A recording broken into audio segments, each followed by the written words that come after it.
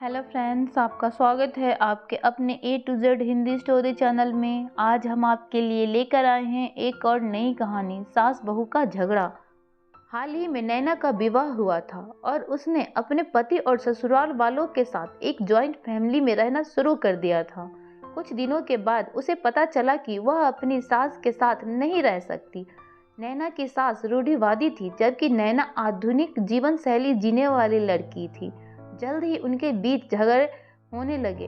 कई महीने बीत जाने के बाद भी दोनों में से कोई भी अपना व्यवहार नहीं बदल पाया। समय के साथ साथ नैना और ज़्यादा आक्रामक हो गई और उसे अपनी सास से नफरत होना शुरू हो गया। वह सोचने लगी कि कैसे अपनी सास से छुटकारा पाया जाए।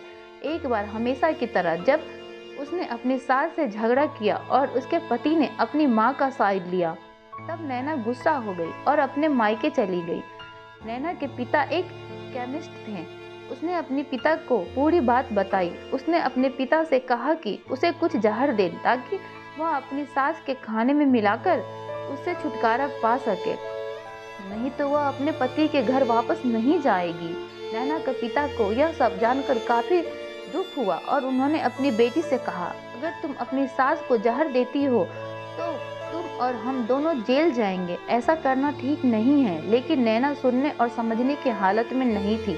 आखिरकार उसने पिता से कहा, ठीक है, जैसा तुम चाहती हो वैसा ही होगा, लेकिन मैं तुम्हें जेल में नहीं देखना चाहता।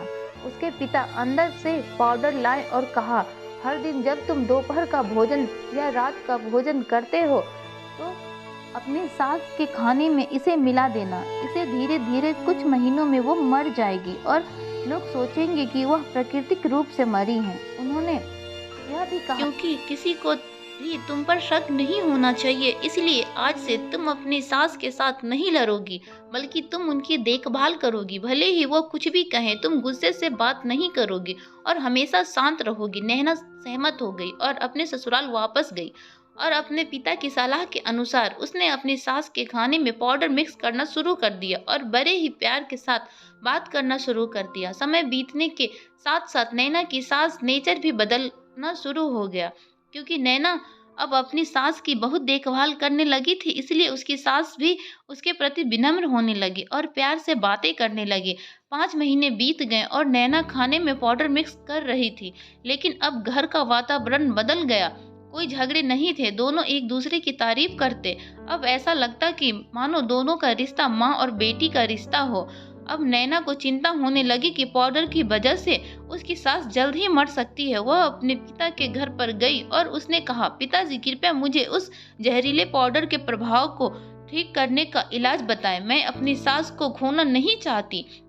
वह मेरी माँ की तरह है और मैं उससे बहुत प्यार करती हूँ। उनके पिता मुस्कुराए और कहा, कौन सा जहर? मैंने तुम्हें बस एक स्वीटनर दिया था। नैना हैरान थी और उसने अपने पिता से पूछा कि उन्होंने ऐसा क्यों किया। पिता ने कहा, बेटा, अगर तुम किसी दूसरे इंसान से प्यार करना चाहो तो तुम्हें भी उसे प्यार देना होगा। रिश्ते एक गाड़ी की तरह होते हैं और हम उन पर लगे पहियों की तरह। जब तक हम सही पहिए ठीक से नहीं बढ़ेंगे तब तक गाड़ी ठीक से नहीं चल सकती। इसी बात का एहसास दिलाने के लिए मैंने ऐसा किया और तुम्हें अपनी सास के प्रति नम्र रहने को कहा। और तुम्हारी अच्छाई देखकर उन्होंने भी अपना स्वभाव को बदला और तुम्हें समझाना शुरू किया।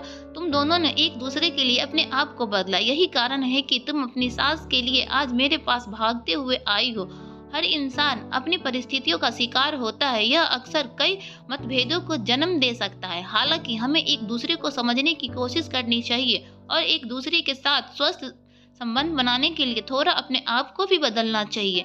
और जब हम इस तरह के मतभेद रिश्तों के बीच उठते हैं तो उनके प्रियजनों का कर्तव्य है कि वे उन्हें शांत रखें और सही रास्ते की ओर मार्गदर्शन करें।